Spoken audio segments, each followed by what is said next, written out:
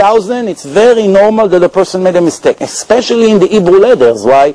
The Hebrew letters are very similar. The Yud and the Vav, it's exactly the same. The difference is one little dot. If the ink spread by a bit, the letter change. So now, when the people copy it manually, in time when there is no electric, and they did everything manually, the battery died. Okay, so that gives me more permission to talk now. See? We don't want to give you any more permission. You do very well without extra permission. Thank you very much for the compliment. but, Reuven, you did it. You were doing it too fast. I'll take care of you later. But the point was that a person make at least one mistake. He make one mistake in the letter Dalet. He made one mistake in the letter Resh. He made one mistake in the letter Lamed. He made one mistake in the letter Hey. He made it Chet. It's very similar letters. Now, between him and him, there's already 4 differences. And now, when everybody copied from the original text with only one letter mistake, now we have, I don't know, 100, 200 people. There's already 200 different texts. Multiply by 2,000 years. What do you get? Okay. Now, finally, when you were talking about 150,000 versions, I couldn't figure out what you were talking about. Okay, what Yosef is talking about is that there are 150,000 variants. When you look at textual variants, you see there are over 5,500 ancient Greek manuscripts, and what textual critics have done is to record every variation among these 5,500 texts. And so if you add up all those variations from all those different texts, you come up with something like 150,000. Yosef is correct. But let me just point out, if you divide it by 5,500 to get an idea of the average number of variants per text, you're not talking about that many. And when you recognize you're just talking about a letter, one letter out of a word, what you come down with, even though you might have those variants, is you come down with a text where there's really no question about the text, because we're just talking about little spelling mistakes for the most part. Spelling that change the meaning of the words in many places. But you see, if we have 5,500, but it's if we have 5,500, the book is not divine anymore. Even if, well, we don't claim that the copies that were made of the originals are divine, but we do claim that originally, the same way with Tanakh, that originally it was all inspired by God. It was all without error. That's the same thing that we claim. And I would agree with you about those number of errors. But if you're talking about the many different words, and I can't tell you how many different words there are in the New Testament, and you're looking at all those different letters, you're really not talking about a whole lot at all when you're talking about 5,500 texts. In fact, the vast majority of textual critics acknowledge that even with these variations, it doesn't change the meaning of the text in any palpable way. Not according to my sources. According to my sources, and I check the sources in Christian sources. Christians wrote, criticals of the New Testament, not Jews. Because if I will bring you from the rabbis, you say, oh, the rabbis wrote what's good for them. And if you want, I will supply you with those sources. Those 150,000 spelling mistakes, as you call them, change in many places names and dates and complete things from the actual story. Now, if we have one diamond that's worth $100 million, and it's 5 carat, 10 carat diamond, and that's an original one, each one of the people here took out of his pocket one diamond and threw it at me, and my original diamond fell and got mixed with all of them. And they're all an exact copy of the original one, but they're all Russian fake diamonds. It's very hard to tell the difference, if you know what I mean. Even experts sometimes cannot get fooled by it. Now, it's a fact that one of them is an original diamond. It's worth fortune. Since it got mixed with 150,000 diamonds, even if one of them was really given by God, it's worthless because it got lost. Go find it now. Well, that's what I'm trying to... Well, but you're not letting me finish. I'm just about to finish. You cut me. One more sentence. The point is like this. If a book is divine, just that you know, in Torah, if you take a Sefer Torah, when you take it out, everyone rise. If it falls on the floor, people are fasting. We give a lot of respect. It's the book of God. And I'm sure you would rise also as respect to God as giving the Old Testament. But if one letter is missing, it lost all its holiness. If I take a Torah from here and put it in a suitcase and send it with El Al to Israel, believe me, you lost all your friends. Threw the Torah, they threw it in the luggage. But if I had missing letters in it, it lost its value. Why?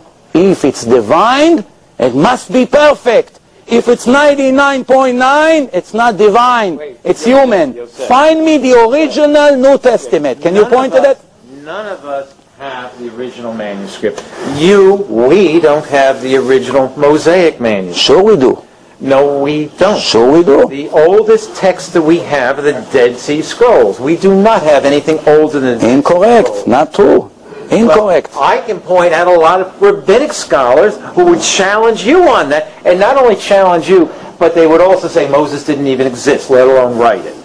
Now that doesn't mean, now of course I don't go along with that, but just because you can come up with critics, and Yosef mentioned New Testament critics who take issue with the New Testament, you can find Old Testament critics who take issue with the Old Testament and where it came from. Right.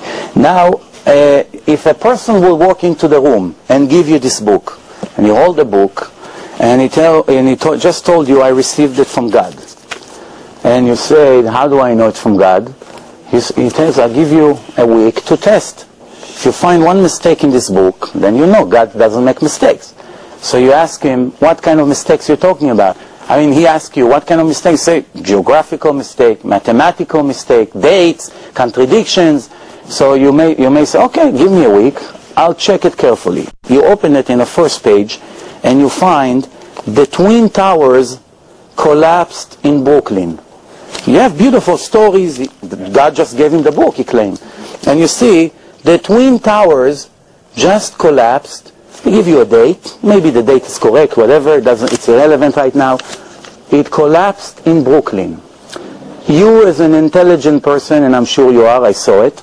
So I want to ask you a question, but give me an honest answer. Would you waste another second, continue to review the rest of the book, or you feel it's a waste of time? He just told you it's from God. And inside it said the Twin Towers collapsed in Brooklyn. Please answer this. Would you waste a minute after that, or you go to more valuable things to do? Shh. You want my answer? An honest answer, please. And you won't cut me off. No, I'm waiting.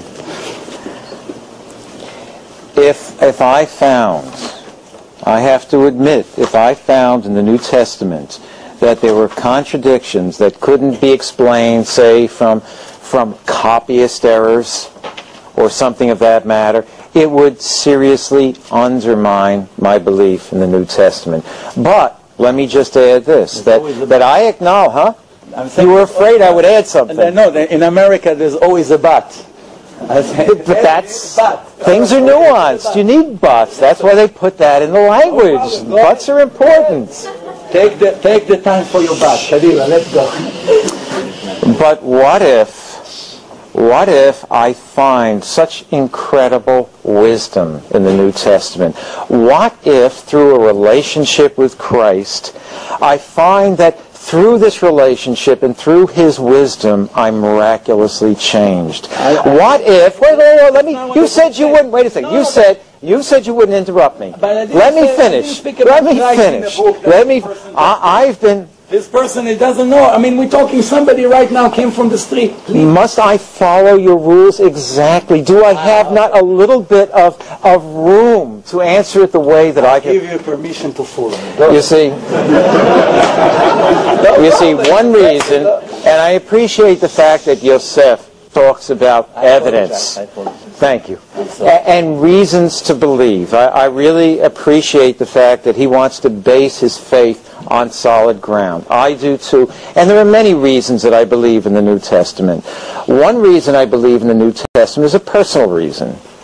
The reason I came to Christ is that Christ changed my life. I was a crazy, mixed-up kid. I saw 5 PhD psychologists or psychiatrists, and they were all highly recommended, and each one of them left me worse off than I was before. I have been following Christ now for 31 years, and it's only been getting better. And the more I study the Word, and also the Old Testament too, the more I study that, the more I see such wonders in wisdom and understanding. Wisdom that can only come from a divine source. You know that does somebody have questions? Because you're probably getting bored just listening to the two of us. Bored? Anybody here is bored? Wait. You know that what you just said, it's not a scientific proof, because Muslims can swear that Quran makes their life so much better, and Hindus and all other cults. So that's really not an indication that shows that religion is true. But going back to my question that I asked you, thank you for your honest answer.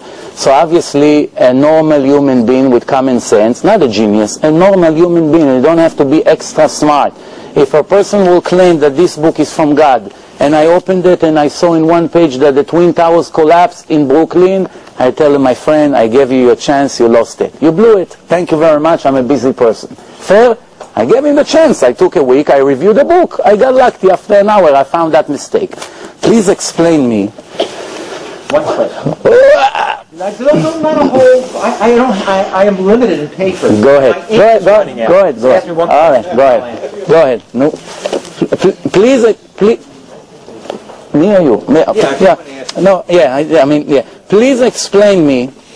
How does it say in the New Testament that the cave of Abraham, Isaac, and Jacob is in the city of Nablus, when every person in the world that knows a little bit Israel and knew Israel for the past generations know that the cave of Abraham, Isaac, and Jacob is in the city of Hebron? How can it be such mistake in a divine book? God, yes, here we go. Where is it? It says like this. In the New Testament, where is it at? So I can find it. It says here, it says Jacob was very... Where in the New Testament, though? I don't have, in this particular time, I don't have the... Don't answer the question, because I can't answer a question where I can't find the reference. No, in most of the places that I caught him, I wrote the sources. And this particular one, I don't have the source, but I will prove you that it exists. I mean, we read it. Okay. Also, well, now it's too late to get it, but I'll get it to you, maybe even today. We'll see.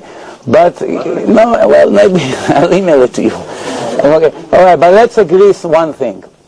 If I'm going to prove to you that the New Testament says that the cave where Jacob was buried, even though the Torah says that it's in Hebron, it's in the city of Nablus, is the argument over, or you continue to come up with new opinions and new arguments based on what you said before? I complimented you before, Yosef, because you were asking substantive questions. Yes. What this question is not as rich and as substantive as some of the others that you were asking. I really don't know what to say about that, and until you find a reference from me, I really don't know how to answer you. Okay, but I'm repeating